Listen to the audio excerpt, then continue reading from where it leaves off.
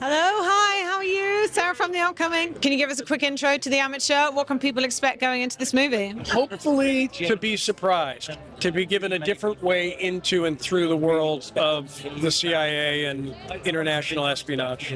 Well, I do this thing when I go in to watch a movie. I don't like to read too much before going in. And it kept surprising me. And the fact that all the twists and the turns, or even exactly what genre I was in or who I was following in terms of the protagonist, I think that's quite rare in this day and age. Was that part of the appeal of this project? Definitely. And anchored by a very clear, sort of specific emotional idea. It sort of opened up the opportunity to bring in lots of different players, to twist and turn. And put the emphasis again on his intelligence and ability to solve problems in unique ways. Those elements felt like great play to do something different, which was kind of the goal. Hopefully satisfy people who like these movies, the kind of genre as a whole, but do something that people could walk out feeling like, yeah, that was unique and different, special. And I guess the book was from the 80s, right? And I think there was originally a film then. How did you kind of want to take the DNA that was in there, but perhaps bring it up to date and bring it into the contemporary era? Yeah, that was a real challenge with it. I mean, it's a terrifically written book. Robert Littell is a great author, and but we had a blast updating it. We were lucky enough to have friends in the intelligence community that helped us out quite a bit. So grateful to them for the, as you've seen it now, so some of the kind of the tricks that we play, and that's representative of real world stuff that's out there. So it really is challenging. When you think about how much technology has evolved just in the last 10 years, think about 45. And now look at what you're saddled with, moving somebody through Europe, through, moving money, moving physically, kind of identity, all that stuff. Very, very different.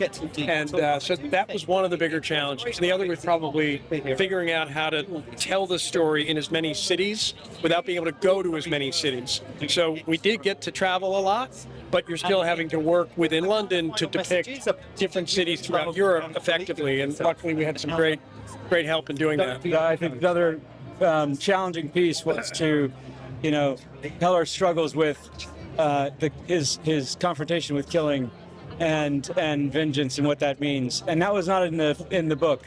So that's something that we talked a lot about as we went into it, and something really we felt was unique to the space, unique to these types of movies, and something we wanted to explore in a real way. So that was fun.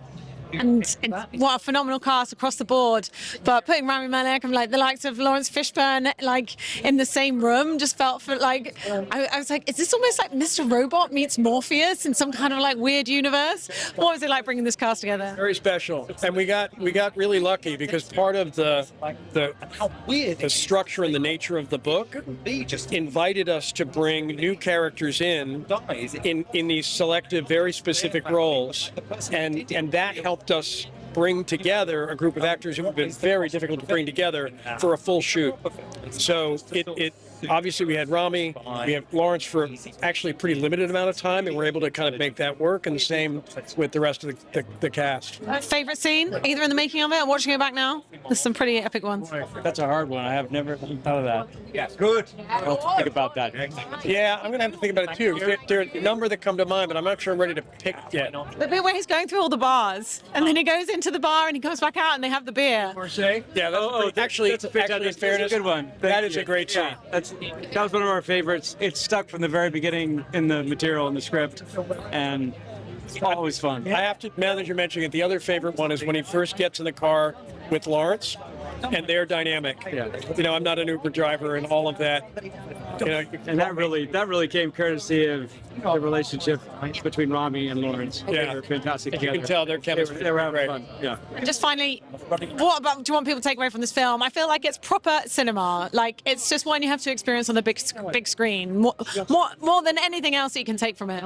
It's a combination of the world, the travel, which we've talked about a little bit, getting to go on a journey.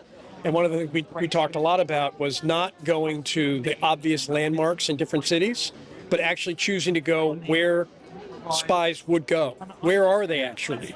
They're not in Paris. They're in Marseille. They're in, they're trying to stay off. So getting to see that side of things, to put that on the big screen.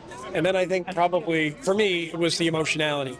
getting to inject emotionality into this genre on a screen like that with this quality of actor, that's a real opportunity. Yeah, and the final thing for me was really just the opportunity. People keep asking, where are these movies? How come you guys don't make movies like this anymore? And throw back to the 90s, the 70s, or whatever it is, and we're hoping we deliver on that. So that's the goal. 110%. Thanks so much for your time. Really enjoyed tonight. Thank you.